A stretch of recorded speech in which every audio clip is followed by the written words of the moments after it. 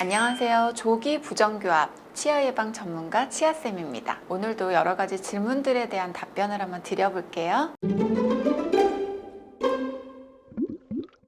스케일링이나 교정 후에 무조건 블랙 트라이앵글이 생기나요? 무조건 생긴다고 할 수는 없지만 기본적으로는 생길 수가 있고요.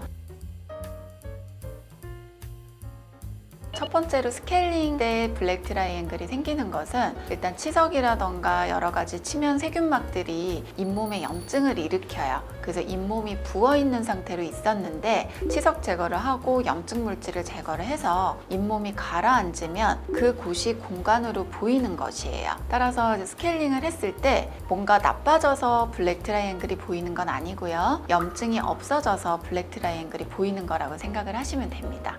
치아 교정으로 블랙 트라이앵글을 없앨 수 있나요?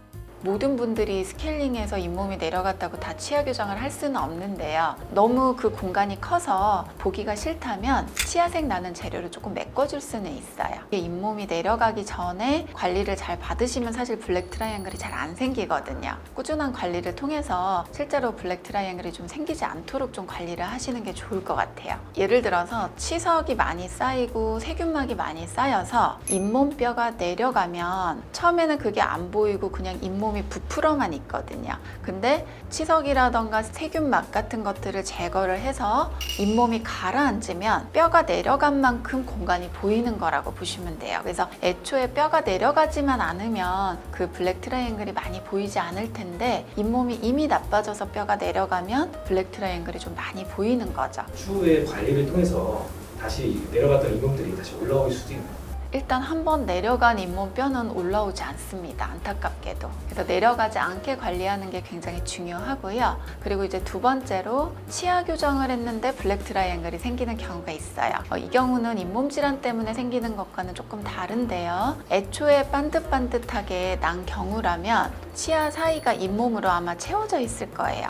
근데 치아가 삐뚤삐뚤하게 겹쳐져 있었던 경우인데 그 치아를 가지런하게 펴면 원래 치아가 겹쳐져 있던 공간이 블랙 트라이앵글로 보이는 거예요. 그래서 이 경우는 두 가지 방법으로 보통 치료를 하는데요. 블랙 트라이앵글이 보이는 이 치아 사이를 치간 삭제라고 해서 갈아서 블랙 트라이앵글을 줄일 수도 있고 아니면 치아색 나는 재료로 메꾸는 방법도 있습니다. 치간 삭제를 하면 치아가 시린다든지 다른 부작용은 없나요?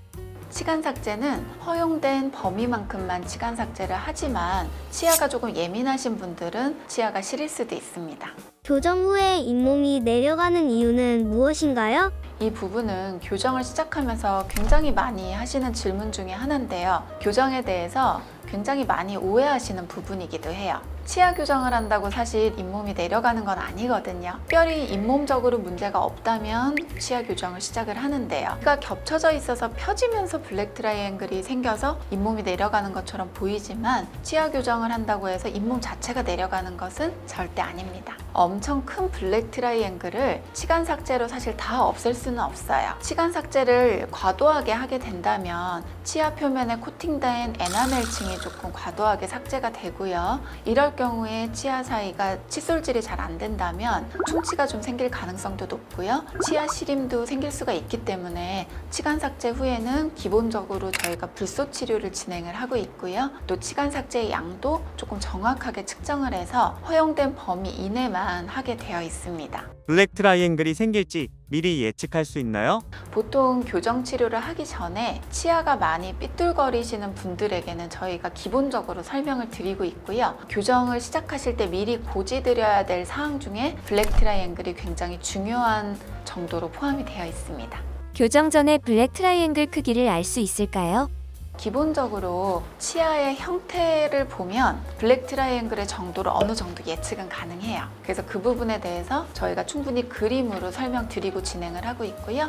레진 치료라던가 치간 삭제를 통해서 어느 정도는 해결이 가능하기 때문에 그 부분도 안내를 드리고 진행을 하고 있습니다. 보통은 치간 삭제보다는 레진 치료를 조금 더 설명을 드리고요. 치간 삭제는 보통 두 가지 이상의 이유가 있을 때 저희가 진행을 하는데요. 치아 크기 비율이 맞지 않은 많아서 치아 사이즈 조절이 필요할 때, 그리고 치아에 약간의 각도의 돌출감이 있는데 그 각도 조절을 조금 하고 싶을 때, 이런 경우에 마침 블랙 트라이앵글도 좀 조절이 필요하다고 하면 보통 치간 삭제를 선택을 하고요. 한 가지 이유 때문만은 보통 치간 삭제를 잘 선택하진 않습니다. 그리고 블랙 트라이앵글 때문에 레진으로 부착하는 치료를 했다면 그 부분은 변색이 될 가능성도 있고요. 또 탈락해서 다시 붙여야 될 가능성도 있기 때문에 그 부분을 충분히 좀 아시고 시작을 하시면 좋을 것 같아요. 여기까지 치아쌤이었습니다. 감사합니다.